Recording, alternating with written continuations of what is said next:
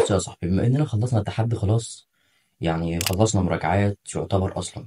ماشي، التحدي اللي كنا عاملينه هو يعني انا هكلمك بصراحه. انا ما في حاجات في ايام كتير ما التزمتش بيها، يعني كذا يوم ما التزمتش بيهم وما مشيتش على التحدي يعتبر كله. بس رجعت عوضت الكلام ده تاني طبعا، وشديت شويه وعوضت كل يعتبر معظم اللي انا فوتته كله. بص بقى، في الاخر انا عاوز اقول لك حاجه تعملها بعد ما اخلص التحدي ده. انا عايزك هتجيب ورقه وقلم، هتقعد كده ورقة فاضية كده كبيرة، وهتقعد تكتب كل مادة وليكن مادة الأحياء كذا، تكتب الأحياء بلون مثلا وليكن أحمر، وتيجي تحتها بقلم لون تاني أزرق وليكن. تقعد تكتب بقى كل حاجة عن المادة بالنسبة لك. مثلا أنا ذاكرت كذا، في حاجات راجعتها كذا، وفي حاجات تانية عاوزة مراجعة، في حاجة لسه ما أكدتش عليها، في حاجة مثلا صعبة عليا فيها، عاوز أحل امتحانات. اكتب كل حاجة عن المادة بالنسبة لك، حتى لو في مادة ما ذاكرتهاش أو عاوز تذاكرها تاني، اكتب كل الكلام ده تاني. حتى لو في مادة قفلتها وخلاص مش عاوز منها حاجة تانية وهتحل بس امتحان وخلاص، اكتب ده كله كله، واكتب ان انت هتحل امتحانات. وتكتب كل مادة كل المواد كده، الأحياء، فيزياء، كيمياء، كل المواد. حتى لو انت أزهري هتكتب المواد الشرعية والمواد العربية وكل حاجة بالنسبة لكل مادة. هتقعد تكتب الكلام ده كله، وفي الآخر هتمسك الورقة دي، تبقى انت عارف ايه اللي انت هتعمله في كل مادة، وايه اللي ناقص لك، وايه اللي انت عاوز تعمله فيها، وايه اللي انت عاوز تركز عليه الأيام الجاية وكده يعني. وحاسب نفسك بقى، وهات ورقة تانية اقعد اكتب بقى فيها ايه اللي حصل اي خلال الاتحاد ده، وايه اللي انت عاوز تعمله في الايام الجاية، وايه اللي انت عايز يعني ايه تعمله قبل الامتحانات. عشان احنا خلاص، احنا كأزهرية خلاص فاضل على امتحاناتنا خلاص 16 يوم بس، انما انت كعام لسه قدامك شوية على امتحاناتك يعني. بس لازم تشد شوية في الفترة الجاية دي. وبعد ما تعمل الحوار ده لازم هتحل امتحانات بقى. هتبدأ حل امتحانات، وليكن انت تقعد تحل الامتحان اولا من نفسك كده، من غير اي كتاب ولا اي حاجة خالص. بس لو انت تربية وتعليم لازم تجيب كراسة المفاهيم بتاعت المادة، وتقعد تمسكها وتحل منها. ليه بقى؟ عشان تتعود على الورق، على كراسة المفاهيم ديت. عشان لما تيجي داخل الامتحان، لما تيجي في الامتحان مثلا انت تبقى عارف لما يقف قدامك سؤال، المعلومة بتاعت السؤال ده موجودة في كراسة المفاهيم ولا لا.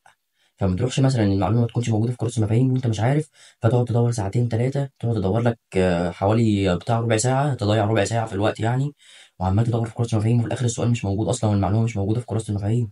فانت كده بتضيع وقت. انما لما تكون انت حليت من بكراسة المفاهيم قبل كده في البيت امتحانات، فانت بقى متدرب عليها. هتيجي مثلا وليكن في الامتحان، انت عارف مكان السؤال فين، ومكان المعلومه اللي انت عايز تروح تجيبها فين في كراسة المفاهيم، وعارف هي موجوده ولا لا. فمش هتضيع وقت وتقعد تدور كتير في كراسة المفاهيم. انت بقى كطالب ازهر هتحل بقى من غير كراسة المفاهيم طبعا. فلما تيجي نحل امتحانات كلنا كده، هتمسك الامتحان تقعد تحل بقى بامكانك التربيه والتعليم، هتحل بكراسة المفاهيم. لو ازهر هتحل من غير حاجه، هتحل الامتحان اولا من دماغك كده. بعدها في اسئله هتقف قدامك، هتروح جايب كتاب الشرح وتقعد تفكر في الاسئله تحل منها. بعدها تاني بعد ما تحل من كتاب الشرح، لو في قدامك سؤالين ثلاثه مش عارف معرفتش تجيبهم من كتاب الشرح، شوف الاجابات بتاعت الكتاب. ما لقيت الاجابات بتاعتها مش موضحه او انت مش فاهمها قوي، اسال مدرس، اسال واحد زميلك. شوف على اليوتيوب الحل بتاع الامتحان، وشوف المدرس اللي حل على اليوتيوب ده حل السؤال ده بطريقته ازاي. الكلام ده يعني عشان تتعود. وحاول ان انت تصحى بدري، يعني ما تكونش بتصحى متاخر، عشان تتعود على وقت الامتحان. الامتحان هيكون الصبح بدري، هيكون الساعه 9، مش هيكون متاخر بعد الظهر ولا كده. فانت ما تكونش بتصحى الظهر وتيجي في وقت الامتحان، انت جسمك اصلا متعود ان هو الساعه 9 ده بيبقى نايم. فاهم قصدي؟ هيجي الساعه 9 في وقت الامتحان، انت جسمك متعود ان هو يبقى نايم، فمش هتبقى مركز في الامتحان قوي. فانت حاول ان انت برضو تبدر صحيانك. وحاول ان انت لو تعرف تيجي كل يوم من بدايه الساعه 9، تحط لنفسك امتحان. هتقعد تمتحن اكنك في لجنه الامتحان بالظبط، ومفيش صوت حواليك ولا اي حاجه، انت تقعد مع نفسك كده وتمتحن اكنك في لجنه الامتحان بالظبط. تدرب نفسك على اجواء الامتحان. ولو عرفت كمان تجيب اخ ليك ولا وليكن اكبر منك، تخليه كأنه مراقب ليك ويراقبك ويشد عليك ومش عارف ايه، واول ما الوقت يخلص يسحب منك الورقه وكده يعني. حاول انت تعمل كده، وحاول عشان تلتزم وتبقى متعود على جو الامتحان، وما تروحش تبقى متوتر في وقت الامتحان، تبقى هادي كده وتعرف تركز. ديت حاجات ممكن تعملها. وتاني حاجة برضو لازم زي ما انا قلت لك، برضو هتعمل الحوار اللي انا قلت لك عليه بتاع الورقة ده، انت هتجيب الورقة وتكتب فيها كل المواد كده. وانت هتشوف بقى المادة اللي انت مثلا وليكن اللي انت واقع فيها وفي حاجات منك واقعة منها، راجع عليها جزئية جزئية كده مع الوقت. وطبعا احنا كأزهر، انا طبعا ما حطيتش في المهام في بتاع التحدي ده الفصل التاني والتالت بتاع الجيولوجيا، احنا ما رجعناهمش.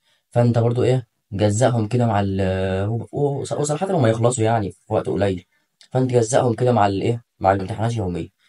اقل حاجه تحل امتحانات يوميا لو انت طالب عام، امتحانين، امتحانين او ثلاثه بكتير. امتحانين او ثلاثه اقل حاجه يعني. عاوز تزود زود عادي، امتحانين وثلاثه في كذا، امتحانين وثلاثه في كذا ماده يعني.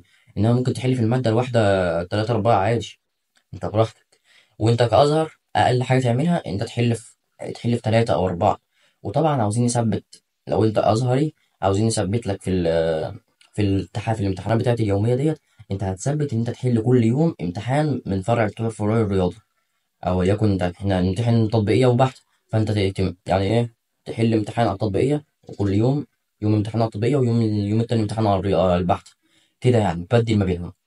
ولو انت عام، انت برضو هتحل ايه، ثبت وليكن الانجليزي يوم ويوم. والرياضه برضو ثبتها ان انت تحل عليها امتحان يوميا، عشان الرياضه برضو بتيجي اسئلتها وعاوزه تحل افكار كتير وكده يعني. وبرضو ازهري برضو انت هتثبت الانجليزي برضو عندك يوم ويوم، هتحل امتحان انجليزي يوم وامتحان ويوم لا، يوم ويوم لا كده يعني. سبب عشان المعلومات تثبت والكلمات تثبت معاك، وطريقه الحل والترجمه والكلام ده كله، والمهارات بتاعت الحل برضو تبقى اسرع معاك وكده. والقصه برضو تبقى تفتكر منها حاجات، وتفتكر الشخصيات وانت بتحل وكده يعني. فدول المواد اللي لازم يعني ايه تثبتهم عندك يوميا. وباقي المواد بقى انت هتقسم، يعني الرياضه والانجليزي كده كده ثابتين زي ما احنا قلنا. غيرهم بقى بعيد عنهم خالص، ماده شرعيه وماده عربيه وماده علميه. يعني وليكن نحو وحديث ومثلا كيمياء، كده ماده علميه وماده شرعيه وماده عربيه. مع الايه معاهم امتحان رياضه، ومره يبقى معاهم امتحان انجليزي ومره ما يبقاش معاهم امتحان انجليزي كده يعني. يوم ويوم زي ما احنا اتفقنا، انما الرياضه يوميه. فانت هتعمل كده عشان تحاول انت تثبت المعلومات، وتجهز نفسك للامتحان باذن الله، ونخش الامتحان واحنا واثقين من نفسنا، وتجيب درجه كويسه باذن الله، وتجيب مجموع كويس، وتجيب المجموع اللي انت بتحلم بيه. وبرضه حابب اقول لك حاجه. انت بتعمل مجهودك وبتجتهد وتسعى، بس اجتهادك ما يضمنكش ان انت تجيب تقفل وتجيب على درجه. بس ان انت ما تجتهدش وانت تقعد وما تذاكرش، ده يضمن لك انك هتفشل ومش هتجيب ولا درجه. فاهمني؟ ركز في الكلمتين دولت، وخليك فاكر ان انت هتيجي في وقت الامتحان. الوقت بتاع الامتحان اصعب وقت، لانك هتبقى قاعد لو انت ما ذاكرتش مش عارف تحل، وزمايلك اللي حواليك كلهم في اللجنه حلوا وخلصوا حل، وانت قاعد ما انتش عارف حاجه. فانت خلي بالك اللحظه ديت عشان ما تبقاش تصعب على نفسك في وقت الامتحان. هتبقى شايف الورقه قدامك، انت مش عارف تحل، وشايف ان مستقبلك ومجموعك بيضيع ودرجتك هتضيع، وقاعد ما انتش عارف تعمل حاجه، مش عارف تعمل حاجه، عاجز، ما انتش عارف تعمل حاجه، ما انتش عارف اي اجابات تحلها ولا عارف اي حاجه. فانت خليك فاكر اللحظه ديت. انما لحظه النتيجه دي بايد ربنا، والمجموع ربنا هيرزقك بيه، وهيرزقك بالمجموع اللي هو الخير ليك طبعا. وخليك عارف ان المجموع اللي هيجي لك هو الخير ليك دايما.